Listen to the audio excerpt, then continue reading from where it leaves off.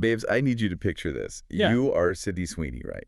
And you are holding a literal sex toy on the set of a prestige HBO drama while having this, like, deeply profound conversation about the Holy Bible. Right, just completely normal Thursday activities. Literally. Meanwhile, across the country, a Mormon mom from TikTok is sitting in a Miami Beach hotel on a 2-hour date with a guy from the Love Island villa. A crossover event literally nobody predicted. And if that is somehow not enough chaos for you, we have billionaires locking down secret wedding guest lists to keep Harry Styles away. We've got presidents releasing highly debated medical charts. That's the medical chart. And actual 1980s sitcom stars casually admitting to doing bumps of cocaine in the pool on their lunch breaks. Welcome to the absolute mess. It is pure, unadulterated simulation glitch energy today. The timeline is completely fractured. The PR machines are just smoking and sparking. Oh, they are working overtime. And honestly, the sheer volume of absolute madness we have to spill today is staggering. The pop culture ecosystem is in a state of total structural collapse. And I mean, I am thriving. But first of all, Babes, it's June. Happy June, babes. Happy June. The vanilla bean fraps are officially on deck. Yes. Shout out to Starbucks for coming through because, like, the caffeine levels required to navigate today's spill are astronomical. You're going to need the sugar. It's not a want. It's a physiological need at this point. And babes, we know we're not sponsored. We're just two humble healthcare professionals who need a lot of blended ice to function. Okay. But Starbucks, if you are listening, if you want to become the official drink of the Snark Squad, hit us up. Call us. Because we are out here doing the Lord's work, promoting this frozen magic. Cheers, babes. Cheers. And let's be real for a second, because there's a very intense debate happening in the dental community and, frankly, just in my own brain about whether a vanilla bean frappe legally counts as coffee. Oh, here we go. Because technically there is zero roast in here. We're essentially drinking a highly stylized milkshake at 4 in the afternoon. I literally don't care. It doesn't count as coffee, and it feels like an earned reward. It is summer drink season officially beginning. You're completely delusional. I am. When I hold that domed plastic lid with the excessive whipped cream, I am already planning my patio season. Like, I know you are probably sitting in traffic right now or folding laundry, Snark Squad. But mentally... Mentally, we are in Greece. Mentally, I am on a terrace in Mykonos, even though I'm actually just sitting in my car recovering from the clinic. I mean, I treat this frappe like an entire personality trait.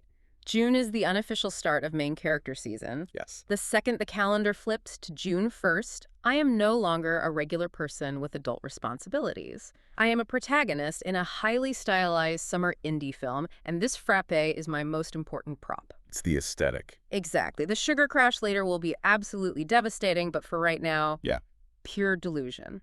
June delusion, babes. We are leaning into it. I am so here for the June delusion.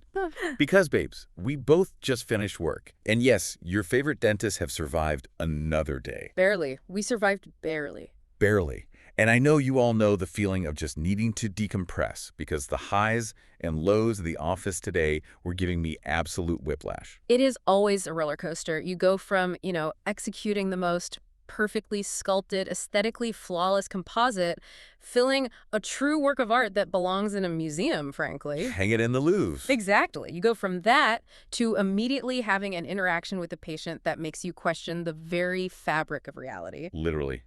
Babes, I had a patient today who kept trying to talk to me about their crypto portfolio while I had a high-speed drill in their mouth. Oh, no, not the crypto bro in the chair. Yes. I'm like, sorry. Sir, I am millimeters away from your pulp chamber. If I slip, we are doing a root canal.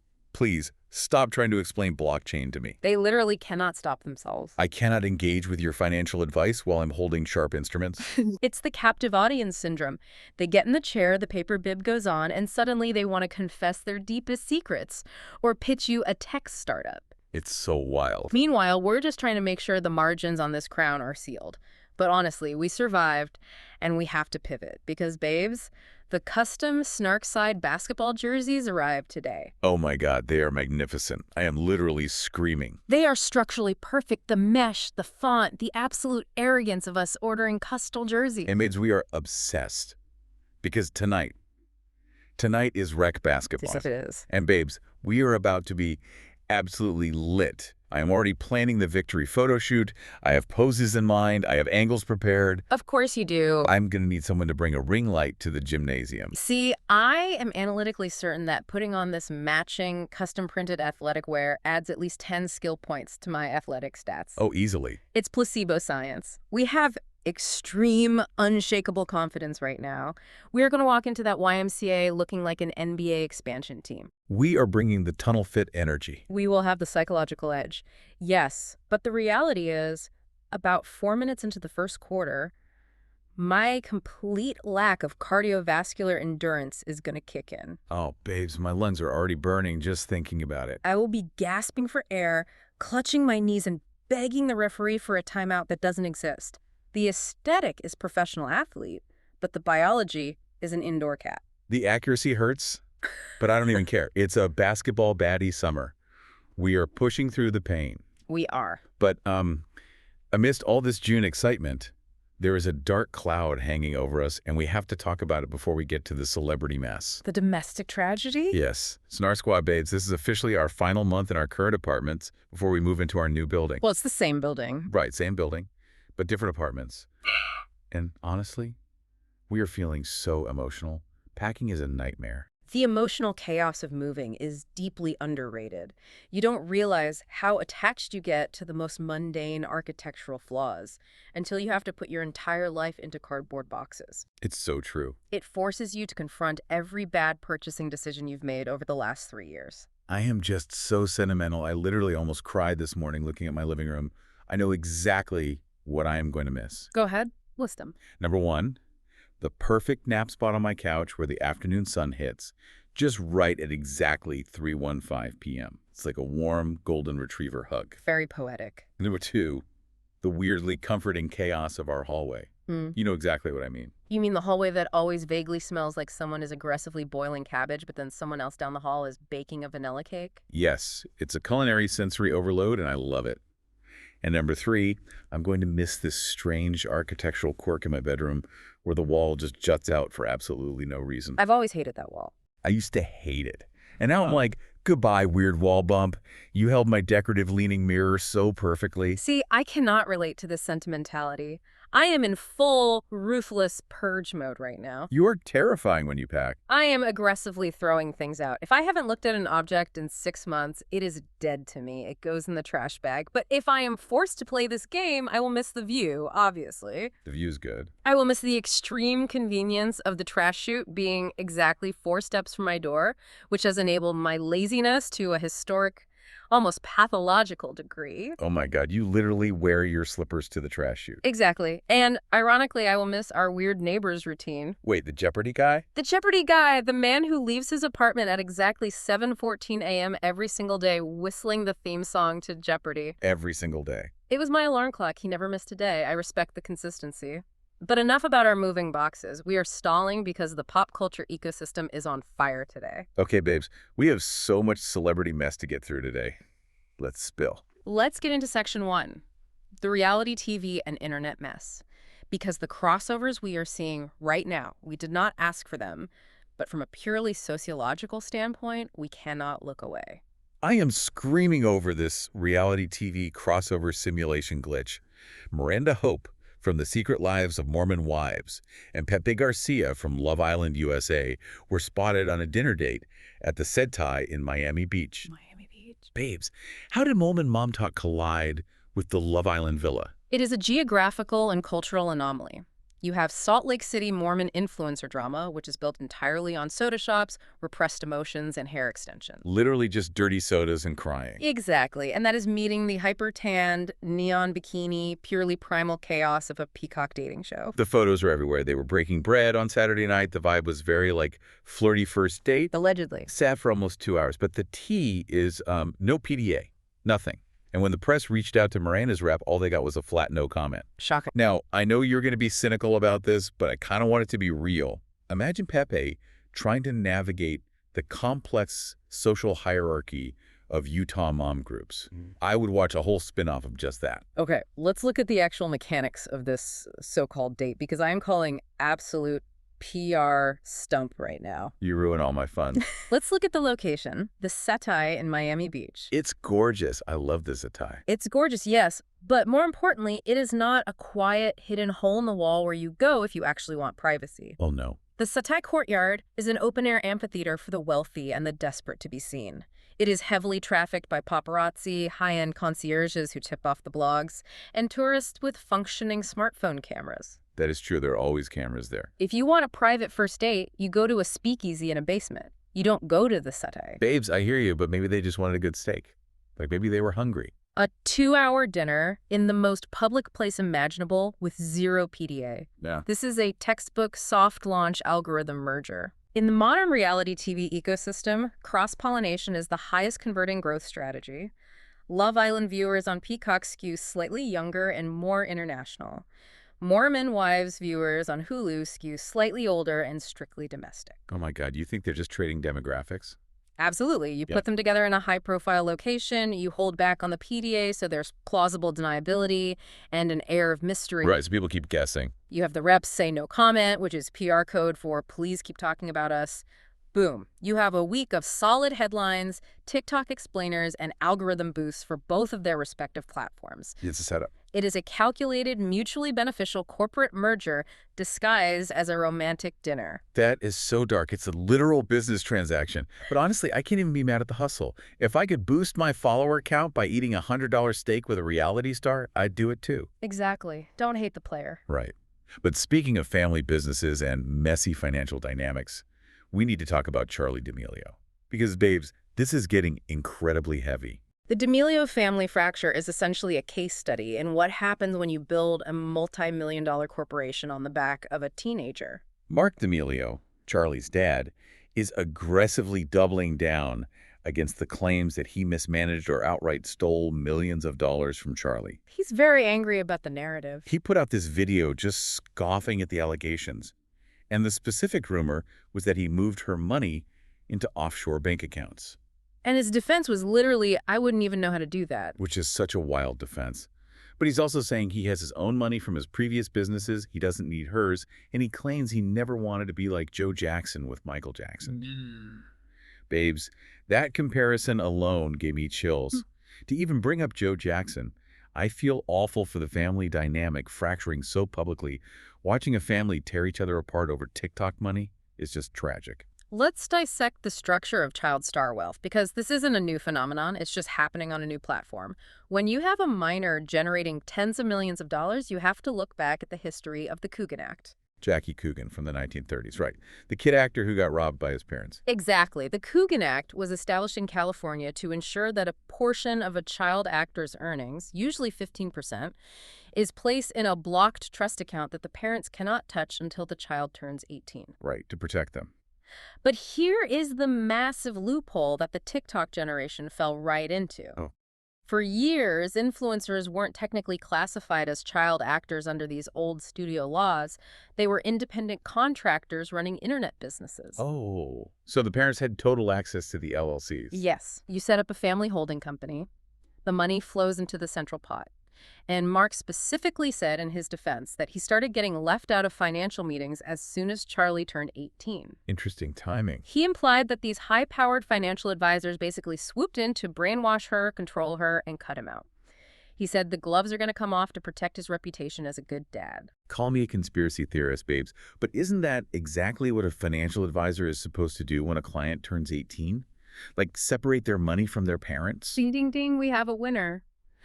This is the crucial mechanism that Mark is trying to frame as a hostile takeover, when in reality it is standard fiduciary duty. Wow. When Charli turns 18, she is a legal adult. Her wealth managers and lawyers have a legal obligation to separate her assets from the family LLC to protect her individual liability. They have to push the parents out of the room. It's not malicious, it's the law. So when he says the advisors stole her, it's really just the advisors doing their actual job. Precisely. The transition of power from parent manager to professional wealth manager is historically brutal. The parents feel discarded after building the empire, and the child just wants autonomy. It's just so sad. But let's go back to his defense. I don't know how to open an offshore account. If your defense against financial mismanagement is admitting severe financial illiteracy, Maybe you shouldn't have been acting as the primary business manager for an enterprise generating that much global revenue. Oof. When you put it like that, it's really cell phone. It's the growing pains of turning a teenage dancer into a global corporation. It just scales too fast. Always does. And speaking of internet empire shifting, babes, I got so emotional today. KSI is leaving the Sidemen. After 13 years, his last video was May 31st. This is a seismic shift for the YouTube ecosystem. The Sidemen are essentially the British Avengers of the internet. I feel like it's the end of an era. They have been together since 2013. We literally watched them grow up. A long time in internet years. They went from playing FIFA and GTA in their messy bedrooms to selling out actual stadiums, launching massive food and beverage brands, and having Netflix documentaries. He made this emotional video calling them his second family, saying he's watched them grow into husbands and fathers. Very touching. I was practically in tears. It feels like a chapter of our digital youth is closing. I know you were sentimental about this, just like you were sentimental about our weird apartment hallway, but let's look at the business of creator collectives. It is a miracle they lasted 13 years. Right. Usually these groups implode in like 2 years over merch money or a massive dating scandal. Exactly. Look at Team 10. Look at the Vlog Squad. Look at the FaZe Clan fallout. The natural life cycle of a content house is explosive growth, followed by a catastrophic, public, career-ending legal implosion. It's the cycle. The fact that the Sidemen navigated 13 years, transitioned into legitimate corporate entities with Prime and NEOX Vodka, and are now allowing a founding member to walk away on his own terms, that is maturity. He said he just doesn't have the time anymore. He's boxing, he has his music, he has Prime, he's stretched too thin. It is the ultimate boundary setting in a digital age. Fans demand access to your every waking moment, and they demand that you stay exactly the same as you were in 2013. Which is impossible. KSI walking away is him saying, I have outgrown this infrastructure, and I am choosing my peace and my other ventures over the nostalgia of the audience. Setting boundaries, which is the perfect transition to someone who literally constructs physical boundaries to protect his peace. We have to talk about Howie Mandel. This was a visual masterpiece on network television. Babes, Howie Mandel went incredibly viral for his interaction with OnlyFans creator Sophie Rain on America's Got Talent. Iconic. She walked out on stage, and he greeted her with a literal blue latex glove on his hand. And he stood entirely behind a massive, rolling sheet of plexiglass. I ruthlessly applaud this. I give it a standing ovation. People were so confused. The internet was acting like he was shading her because of her OnlyFans career. They thought it was this weird puritanical judgment. Which just proves how quickly the internet forgets basic, well-documented medical context. This had absolutely nothing to do with her profession. Right. Howie Mandel has severe, clinically diagnosed obsessive-compulsive disorder and profound germophobia. He wrote a whole best-selling book about it in 2009 called Here's the Deal, Don't Touch Me. The title says it all. He has been incredibly vocal for decades about his mental health struggles, how he physically cannot do regular handshakes, how the anxiety is crippling, and how sometimes he can't even touch his own family. And people just decided to make it about OnlyFans drama. But Sophie Rain played it so perfectly. She didn't make it awkward. She didn't act offended. She handled it great. She just laughed, leaned around the plexiglass shield, and gave his gloved hand a high five. It was actually a really cute moment. Let's talk about the logistics of this because I find it fascinating. To get a custom piece of rolling plexiglass approved on a unionized NBC set, you have to go through occupational health and safety, you have to clear it with the producers, and it falls under reasonable accommodations for a documented medical condition. It's a whole process. He knows his limits. He literally constructs physical architectural barriers to protect his health, and he doesn't care if the public thinks he looks ridiculous. Honestly, we should all be setting boundaries like Howie Mandel's plexiglass wall. Like if a patient comes at me with bad vibes, I want a plexiglass shield descending from the ceiling of the clinic. It's the dream, but we have to move from someone who fiercely protects their boundaries to a showrunner who has absolutely zero boundaries whatsoever. Let's move into section 2 and talk about Sam Levinson. Babes, I am mortified. The backlash over the Euphoria Season 3 finale is deafening, and it is entirely justified. It's a mess. So the gossip is this. Sam Levinson is under heavy fire because in the finale, Sydney Sweeney's character, Cassie, is seen holding and literally wiping down a sex toy while having a deeply profound emotional conversation about the Holy Bible with her sister Lexi. Yes. The tonal whiplash of that specific juxtaposition is a choice. It is a deliberate provocation. It is so uncomfortable. I watched it and I just felt gross. It feels so completely unnecessary for Cassie's character to constantly be put in these intensely degrading or bizarrely sexualized What's situations. the pattern? Earlier in the season, she was literally cosplaying as a dog. And now she's doing this while discussing theology and her sister's guilt. Fans are rightfully calling it out as sick, blasphemous, and just weird. What is wrong with Sam Levinson making Sydney Sweeney do this over and over again? Let's analyze the mechanics of the HBO prestige television model and how Levinson has essentially backed himself into a creative corner. Euphoria exploded onto the scene because it was raw, unfiltered, and pushed the boundaries of what you could show on television regarding teenagers. It was groundbreaking at first. It was built on shock value, but the fundamental flaw with shock value is the law of diminishing returns. Exactly. You can only shock people so many times before the audience just gets numb to it, or worse, exhausted by it. I like to use a culinary analogy for this. It's like Sam Levinson is trying to bake a cake, but the only ingredient he will use is ghost pepper hot sauce. Oh my God, yes. A hot sauce cake. That sounds awful.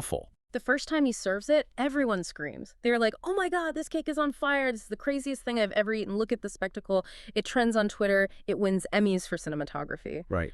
But by the third season, he's still just serving hot sauce. And the audience is saying, okay, my mouth is burning, but this isn't actually a cake. There's no flour, no sugar, no structural storytelling. Like, come on. Pairing a sex toy with a monologue about the Bible isn't clever. It isn't a deep commentary on the duality of man. It is just provocative for the sake of being provocative.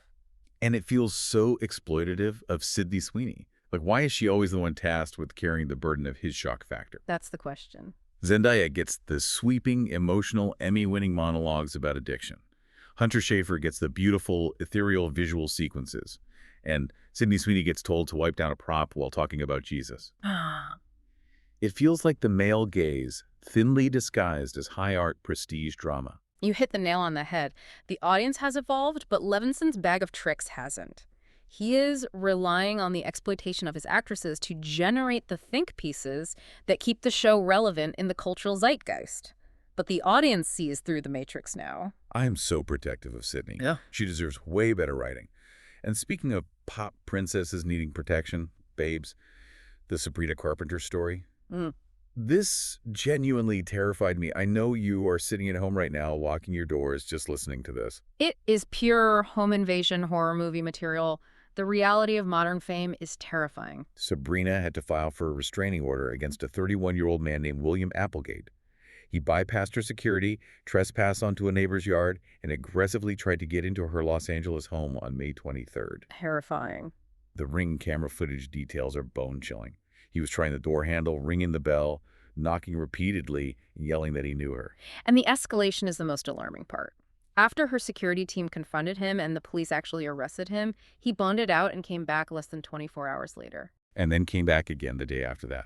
Her security team thinks he's been tracking her movements since April. Horrific. She had to get the protection order extended to her sister Sarah and Sarah's boyfriend George. My heart drops into my stomach thinking about how scared she must be. Your home is supposed to be your sanctuary. Let's discuss the mechanics of celebrity home security in 2026, because it is a massive multi-million-dollar industry, and yet it still fails. How do these stalkers continue to get past gated perimeters? That's what I don't understand. She lives in a massive mansion. How does a guy just walk up to her front porch? Because physical barriers are largely an illusion. A gated community only works if the gate guard isn't tricked by a fake delivery uniform.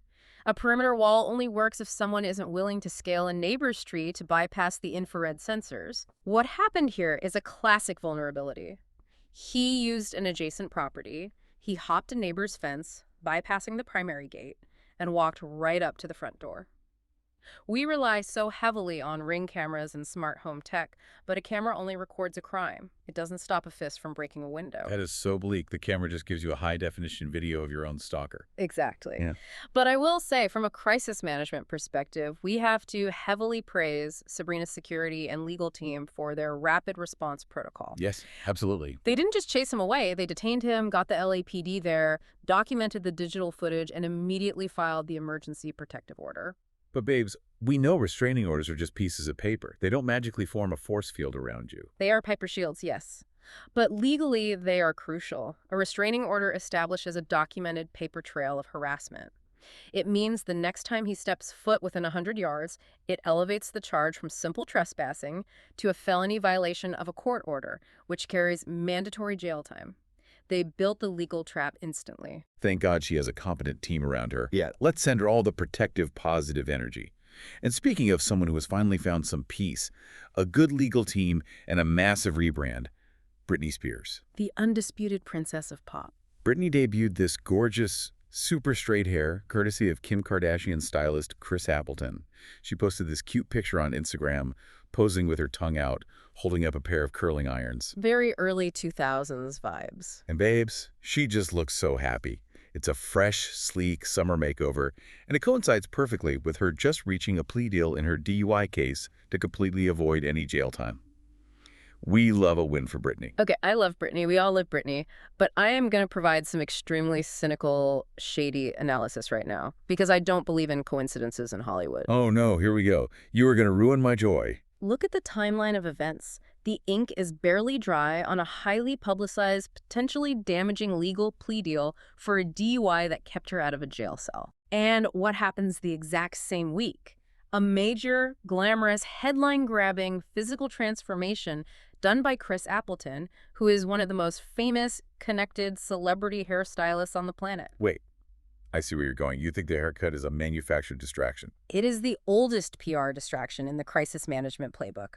Let's talk about SEO, search engine optimization. When the headlines are focusing on court documents, breathalyzers, and mugshots, the PR team's job is to flood the zone with new data. New photos. You give the blogs a shiny new visual to talk about. A fresh haircut literally changes the Google search results. So when you search Britney Spears, the algorithm pushes the new hair to the top and buries the DUI. Precisely. Suddenly, Vogue, Harper's Bazaar, and Cosmopolitan are writing articles titled Britney's Stunning Summer Makeover instead of TMZ writing Britney's court date. Wow. And by using Chris Appleton, who is part of the Kardashian media ecosystem, you guarantee that the fashion press will cover it.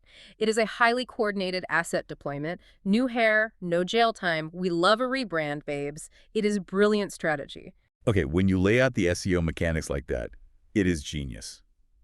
I was completely distracted. I was literally just looking at her flat-ironed ends, trying to figure out what heat protectant she used, completely forgetting she was just in front of a judge. They played you perfectly. The PR machine is always working, which perfectly transitions us into Section 3. Hollywood feuds, jealousy, and throwback mess. Because speaking of PR wars and legal drama, the feud that will never, ever die, Blake Lively versus Justin Baldoni. It ends with us. But it literally never ends with them. I am so exhausted by this. Can we just end with us already? It is the litigation that outlasted the box office. So the update is that a judge, Louis Lyman, is currently reviewing if Blake can recover her massive legal fees and damages over Baldoni's dismissed $400 million countersuit. She's citing some California retaliation laws to try and get him to pay her lawyers. Yes, she is utilizing the anti-SLAPP statutes. Explain that to me, because this sounds like a violent acronym. What is a SLAPP? It stands for Strategic Lawsuits Against Public Participation. Let's break down how this works in California, because it is fascinating. A SLAPP suit is basically a frivolous lawsuit filed by a wealthy or powerful person, not because they actually expect to win, but because they want to financially ruin or intimidate their critics through endless, expensive litigation. It's a bullying tactic. So if I say something mean about a billionaire, they sue me for defamation, knowing I'll go bankrupt just trying to pay a lawyer to defend myself. Exactly. So California created the anti-SLAPP law to stop that. It allows a defendant, in this case Blake Lively, to file a motion at the very beginning of the case. It essentially tells the judge, hey, this lawsuit is bogus retaliation. Please strike it down immediately before we have to spend millions of dollars on discovery and depositions. And the judge agreed with Blake. He dismissed Baldoni's countersuit. But now it's getting so petty. Baldoni's defense attorney, Mark Yaragos, went on actual television to shade Blake's lawyers. No, I saw that. He was on camera claiming Blake's legal team made egregious errors in their filings. It is just a never-ending cycle of lawyers fighting lawyers on cable news. I sarcastically deeply enjoy the lawyer-on-lawyer shade. Mark Yaragos going on TV to essentially say, your legal team is incompetent, is high-camp courtroom drama, But let's look at the reality of this feud. My analogy for this situation is that it's like two incredibly wealthy people fighting over a $10 bill by throwing $100 bills at each other. That is so accurate. It's so dumb. The goal isn't to get the money. The goal is to make the other person run out of ammunition and suffer public humiliation. Let's look at the scoreboard. Nobody got a financial payout. The judge dismissed claims left and right. Neither Blake nor Justin walked away with a check. Right. They just took millions of dollars of their own money and set it on fire to pay their legal teams. It is a massive ego battle being fought entirely through billable hours. The only people winning this feud are the partners at their law firms buying new yachts. It's such a waste of energy. From a messy, expensive feud to something much more wholesome. Kind of. Let's talk about the heated rivalry boys. The internet's current obsession, Connor Story, Hudson Williams, and Francois Arnault. Yes. Babes, I love this show. So there are all these rumors swirling that they turned down Variety's actors-on-actors photo shoot because of petty Emmy drama. The drama's always fake. Variety's editor, Armin Satuda, went on a podcast and basically claimed they snubbed the invite because their Canadian streamer didn't submit the show for Emmy consideration. So the actors refused to do an Emmy campaign-adjacent interview out of protest. Creating a narrative of industry boycotts and righteous actor indignation. Exactly. But TMZ just dropped the actual reality, and it had absolutely nothing to do with the Emmys. They were literally just too busy filming to go to the photo shoot. The show is a massive breakout success, and they couldn't get the time off set. Which is the ultimate flex in Hollywood. Sorry, I can't come to your fancy magazine shoot. I'm too busy actually acting. I'm personally devastated because I just wanted a high-fashion, brooding photo shoot of the three of them sitting on mid-century modern chairs talking to each other. Yeah. But I love that they're just booked and busy. Let's break down the logistics of TV campaigning and trade publications, because Variety was being incredibly messy and ego-driven here. Actors on Actors is a massive, highly lucrative cog in the Emmy campaign machine. The publication thrives on the exclusive access to these stars during award season. It's how they sell advertising. Big money. By implying the actors snubbed them over Emmy eligibility, Variety was trying to make it a dramatic narrative about industry politics to cover up the fact that they just couldn't book the talent. Like they were boycotting the system. When the reality of television production is grueling, shooting a hit TV show involves 14 to 16-hour days on set, coordinating 3 lead actor schedules, pulling them off a working set in Canada, flying them to Los Angeles, and putting them in a studio for a multi-hour magazine shoot is a logistical nightmare that production coordinators hate. Sounds awful. I applaud TMZ for calling out Variety's ego here. It's not always a grand political statement against the Television Academy. Sometimes people just don't have the free time to sit in a studio and compliment each other for an hour. They're just working. The grind is real. But speaking of complimenting your peers, Neil Horan, babes, this interview almost made me cry today. It was surprisingly profound for a pop star interview. Neil was talking to the Sunday Times, and he admitted that watching his former One Direction bandmates, Harry Styles and Louis Tomlinson, have this massive, stratospheric solo success gives him a feeling of nearly jealousy. He said the word. He actually used the word jealousy, but he said he uses it as fuel. He said he doesn't want to burn out. He wants a 50-year career slow build. It is incredibly rare to see that level of honesty in the highly sanitized world of pop music PR. It's so vulnerable, especially right now in the wake of Liam Payne's tragic passing. It just reminds you of the intense, toxic pressure cooker those boys grew up in. They were pitted against each other from day one. The boy band machine. To be able to look at a reporter and admit that you look at your friend headlining stadiums and feel a twinge of envy, that is so incredibly human. I know everyone listening to this has felt that. You see a coworker get a promotion or a friend buy a house, and you feel happy for them, but also that little sting of, why not me? Let's analyze the absolute genius of admitting that jealousy from a PR perspective, because vulnerability is a highly valuable currency. By saying the quiet part out loud, yes, I see Harry's success, yes, it makes me slightly jealous, he completely disarms the critics. He answers the uncomfortable question before they can even ask it. It takes the weapon out of their hands. Exactly. If he had acted defensive and said, I don't care what Harry is doing, I'm doing my own thing, the press would have labeled him bitter. By owning the jealousy, it makes him incredibly relatable. But the smartest part is the pivot. The 50-year plan. Yes. He frames his current trajectory not as a failure to launch compared to Harry's megastardom, but as a deliberate, cool, calculated marathon strategy. He's saying, Harry is a supernova, but supernovas burn out.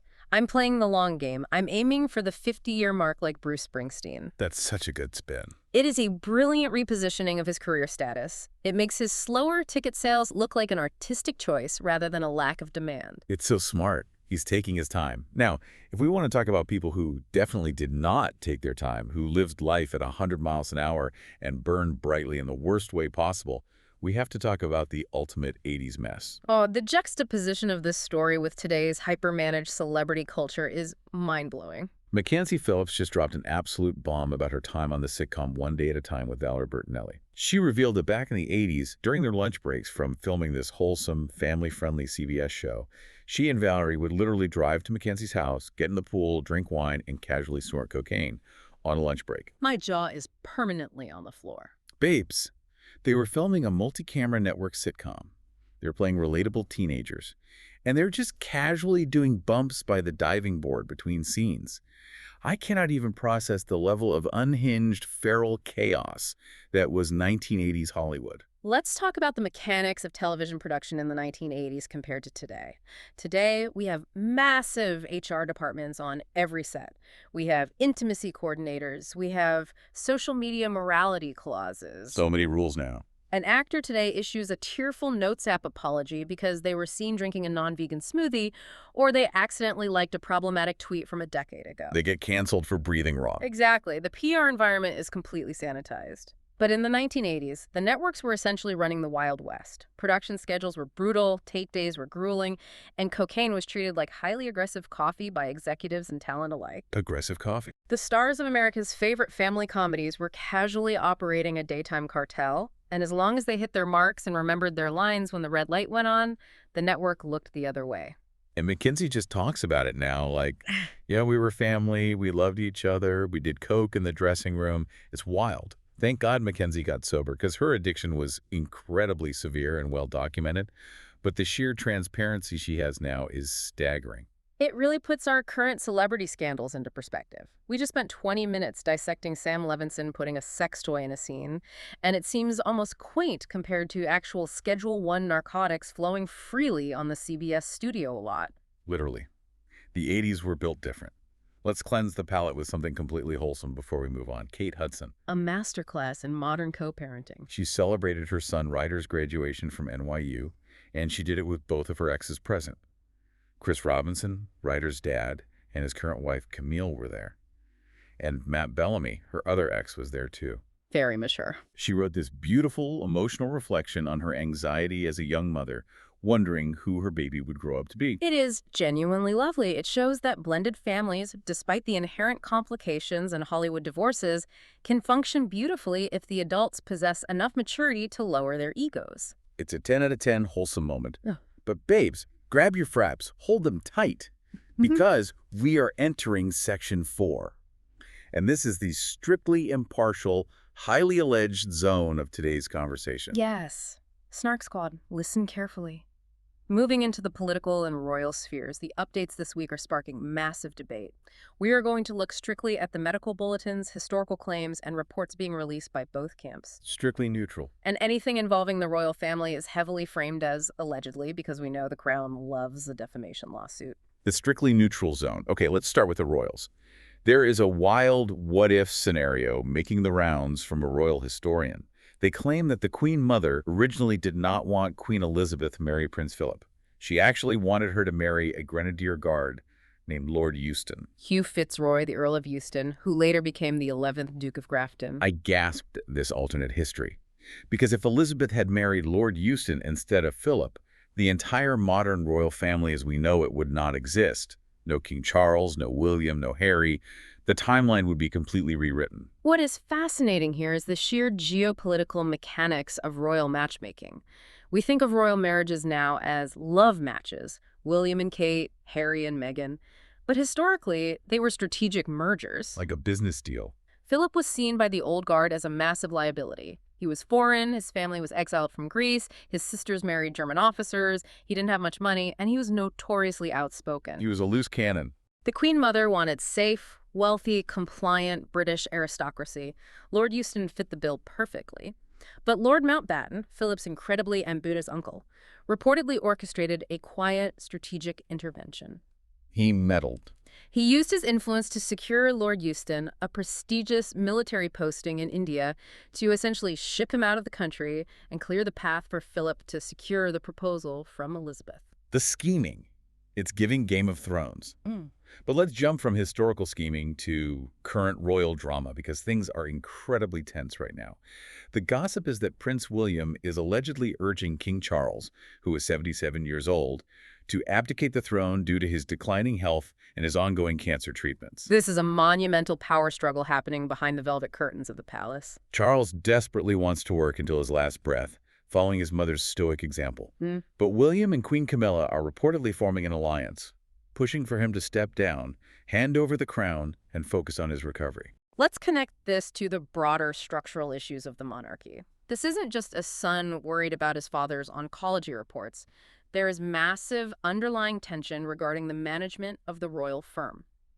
My analogy here is a corporate boardroom battle. Ooh, explain that. William is acting like a ruthless incoming CEO who wants to execute a hostile takeover so he can clean house. He is taking a hardline, unsentimental stance. He wants absolutely nothing to do with Harry and Meghan, and he wants Prince Andrew completely financially and socially cut off due to the Jeffrey Epstein fallout. But Charles is softer on them. Exactly. Charles is the old CEO who avoids conflict. He has historically taken a softer, more accommodating approach, keeping the door slightly cracked for Harry and continuing to fund Andrew's security. He can't let go. William wanting the throne early is arguably about him securing the executive power to swiftly and mercilessly prune the royal family tree. It's basically, Dad, step down so I can fire my brother and my uncle. It is so intense. A literal corporate restructuring of the bloodline. Okay, transitioning from monarchs to our own political leaders. We have updates on the health of both the current and former U.S. presidents. Again, looking strictly at the reports and the ensuing public debate. Let's lay out the facts, as presented by the official sources and the medical community. First, Joe Biden went on the Today Show and gave a very sobering update on Joe Biden's health. She confirmed that his prostate cancer has officially metastasized to his bones. She explicitly called it a whole different story than a curable, localized diagnosis, and stated he will live with cancer for the rest of his life. It is a significant, undeniable shift in transparency regarding his condition. It is. And babes, I know we all have opinions, but as human beings, you just feel basic empathy for anyone dealing with bone cancer and for the family having to watch that happen under a global microscope. It's incredibly tough. Absolutely. Empathy is paramount when discussing oncology. Now, looking at the medical reports on the other side of the aisle, Donald Trump recently had a 6-month checkup at Walter Reed Medical Center. The White House physician, Dr. Sean Barbabella, released a statement claiming that everything was perfect, his vitals are flawless, and he is in excellent cognitive and physical health. But the chatter is that outside medical professionals are heavily questioning that official narrative. Yes. Doctors outside the immediate White House bubble, such as Dr. Jonathan Reiner, are publicly pointing to specific, observable physical signs and questioning the transparency of the official report. What are they looking at specifically? Like what signs? They are citing frequent factual mix-ups in speeches, observable micronaps during high-stakes meetings, and heavily bruised hands as potential clinical indicators of cognitive decline or deeper vascular issues. The White House press office countered, claiming the bruised hands were simply from frequent handshakes combined with routine daily aspirin use. But the outside doctors push back on that, right? Dr. Reiner publicly challenged that explanation, stating that aspirin alone doesn't cause severe, localized bruising on the back of the hands from mere handshakes, suggesting it looks more consistent with IV placements or blood thinners. It really just highlights the intense, microscopic scrutiny on the physical and mental toll of the presidency. We demand to know every single detail of these men's biology. We want their blood pressure, their EKGs, their cognitive test scores. The physical toll of the office is undeniable. You look at photos of any president entering office versus leaving 4 years later, and they age a decade. Both political camps are currently navigating intense public debates led by medical professionals in the press about what constitutes fitness for the highest office. It's a constant cycle of medical events followed by aggressive PR spin. It is so heavy. The 24-hour news cycle is exhausting. So let's leave the political health checks behind, take a deep breath, and step into Section 5. Babes, we need some Taylor, some Kylie, and some fashion hits to bring our energy back up. Let's get into the pop culture palate cleansers. Okay, Taylor Swift. She's dropping a Toy Story 5 song called I Knew It, I Knew You on June 5th. which, first of all, I absolutely lost it over Taylor entering her Disney Pixar era. She said she's dreamed of writing for these specific characters since she was 5 years old. It's a massive, brilliant demographic capture. You secure the millennial nostalgia audience and you capture the new generation of toddlers in one song. But the real tea, the messy, gossipy tea, is all about her upcoming July 3rd wedding to Travis Kelce in New York City. The logistics of a billionaire wedding guest list. Exactly. So she allegedly rejected Anna Wintour's help at the wedding. Anna quietly offered her services to guide the aesthetics and the planning, and Taylor essentially said no thanks because she doesn't want it to feel like a sterile Vogue cover shoot. Bold. Also, the guest list drama. She invited Zoe Kravitz, but she explicitly did not invite Harry Styles, who is reportedly engaged to Zoe. And she is enforcing a strict, ruthless no+1s rule for the entire event to avoid any media distractions. I deeply respect the absolute cutthroat ruthlessness of this guest list strategy. But turning down Anna Wintour. Babes. It is an incredible, almost unheard of power move in elite circles. Saying no to Anna Wintour is like telling the Post, you don't need his help with your baby's baptism. You just don't do it. Never. Anna Wintour controls the entire fashion industrial complex. She dictates who gets the exclusive wedding spreads in Vogue. But Taylor is a billionaire. She has fundamentally transcended the need for the fashion establishment's approval. She is saying, I want a marriage, not a museum piece curated for a magazine spread. That makes total sense. But keeping Harry Styles away, what is the logic there if he's engaged to one of her friends? Like, won't that be awkward? It is PR genius, utter brilliance in narrative control. Let's think about the mechanics of modern celebrity journalism. If Harry Styles walks into that reception, the entire narrative of the weekend shifts instantly. Suddenly, the headlines aren't about Travis and Taylor's love story. It becomes all about the ex. Yes. You would have 1,000 body language experts analyzing exactly how Harry looked at Taylor across the room during the first dance. You would have lip readers trying to decipher what Travis said to Harry at the bar. TikTok would lose its mind. TikTok would be flooded with edits of Harry looking sad near the cake. The wedding becomes a spectacle of past relationships. Taylor neutralized the threat of the ex-boyfriend narrative by simply locking the door and saying no +1s. She controls the narrative at all times. She is the mastermind. Now, someone who's maybe not controlling their narrative as well, Kylie Jenner and Timothée Chalamet. Ah, the Wonka romance, the illusion of privacy. Insiders are spilling what Kylie calls Timothy behind closed doors. And babes, it leaked into the public because she accidentally commented it on a video of him at a New York Knicks game. She calls him Daddy. The collective cringe heard around the internet. I physically recoiled. I was holding my phone. I saw the screenshot and I squealed and I cringed. Babes, I am begging you. Some things should stay in the group chat. We do not need to know this. From an analytical standpoint, it is so funny to me. Let's look at their entire relationship strategy. They have spent years acting like they are the most elusive, highbrow, low-key, mysterious couple in Hollywood. They act so aloof. They hide from the paparazzi in tinted SUVs. They wear black baseball caps pulled down low. They give absolutely nothing in interviews, projecting this aura of untouchable prestige. Right, they are too cool for public displays of affection. And then the algorithm slips up, and she casually drops daddy in a public Instagram comment section for 300 million people to see. The contrast between their highly curated, perceived privacy and their actual messy public PDA is staggering. It ruins the entire mystique they spent 2 years building. Keep it in the DMs, Kylie, please. Yeah. Okay, before we wrap up today's spill, we need to do some quick hits. Yeah. Some rapid-fire fashion and some wholesomeness to send us into the evening. Hit me. Priyanka Chopra absolutely stunned the internet in a plunging black monokini on a beach vacation. The photos are flawless. Meanwhile, Shay Mitchell took the naked dress trend to an entirely new dimension, literally catwalking down a hallway in a sheer salmon pink mini dress to the tune of Drake's Passion Fruit. 10 out of 10 ratings for both. No notes. That is the exact unbothered, baddie summer fashion energy we're trying to channel when we step onto the basketball court tonight, even if we were wearing oversized mesh pennies over our t-shirts. Exactly. The energy translates. Also, in reality, TV mess. Katie Price has finally returned to Instagram. She posted a birthday picture with her son, Harvey. The geopolitics of influencer travel strikes again. This comes after she completely vanished for weeks during the bizarre situation where she claimed her husband, Lee Andrews, was kidnapped in the Middle East. But then it turned out he wasn't kidnapped. He was actually allegedly detained in Dubai prison for espionage. It is the messiest, most confusing storyline ever. It is a geopolitical reality TV crisis. Dubai has incredibly strict laws regarding filming, privacy, and drones, which influencers constantly run afoul of. Her friends are reportedly terrified she's going to try and fly back to Dubai to pick him up when he's eventually released. It is a slow-motion disaster waiting to happen. It really is. I cannot look away, but I also want to cover my eyes.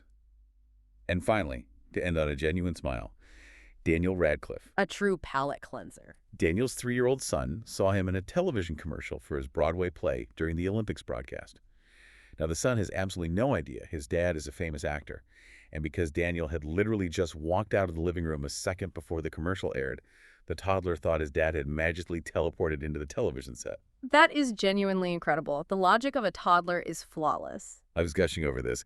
Daniel laughed and said he's going to keep his kid in the dark about his fame for as long as humanly possible, because trying to explain the concept of acting and Hollywood to a 3-year-old is impossible. It's just peak, wholesome dad life from Harry Potter himself.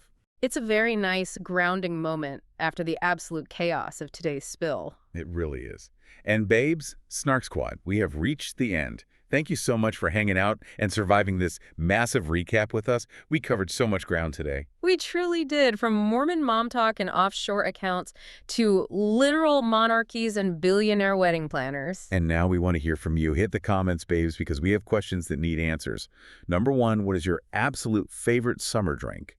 Number 2, do frap actually count as coffee? Defend your answers in the comments. I will be fighting people. Number 3, what name or number would you put on the back of a custom Snarkside basketball jersey? And number 4, what is the weirdest, most hyper-specific thing you would miss the most if you had to pack up and move out of your apartment tomorrow? I want to hear about the weird wall stains, the odd hallway smells, the neighbor routines, all of it. Yes. Remind them, babes. Like, comment, subscribe, share this gossip section with your messiest bestie who needs to catch up on the drama. And please send in your own shady, snarky, or stupid stories. We want to read them. We live for the local low-stakes drama of your lives. Before we go, we want to leave you with a final thought to chew on as you go about your evening. Think about this. From Taylor Swift locking down her wedding guest list with military precision and NDA contracts, to Sabrina Carpenter fighting for basic physical safety behind the gates of her own home, to Howie Mandel building literal plexiglass walls on a television set. We spend so much time consuming celebrity lives. We demand access to their thoughts, their relationships, and their homes. But how much of their reality, their actual day-to-day existence, is just a desperate, exhausting fight to keep us out? Oof, that is heavy. Boundaries, babes. Stay messy. Stay shady. And babes, we'll see you on the snark side.